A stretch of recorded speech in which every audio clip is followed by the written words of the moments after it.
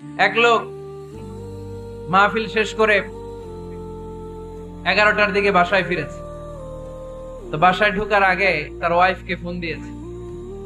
Phone দিয়ে বলতেছে, এই মাহফিল শেষ, আমি কিন্তু বাসায় চলে আসতেছি, শুরু করার আগে তাড়াতাড়ি দরজাটা খুলো। তো স্ত্রী আবার রাতের খাবার স্বামীকে ছাড়া খায় না। তো স্ত্রী দরজা খুলে দাঁড়ায় আছে, স্বামী বেচারা আসছে।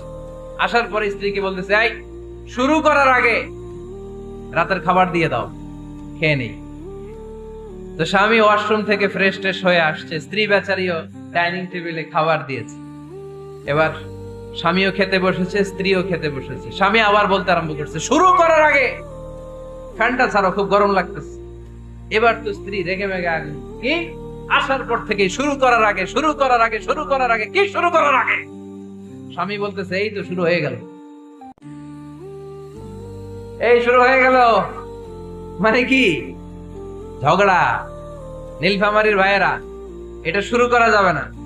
শুরু করবেন আপনারা? ঝগড়া করবেন?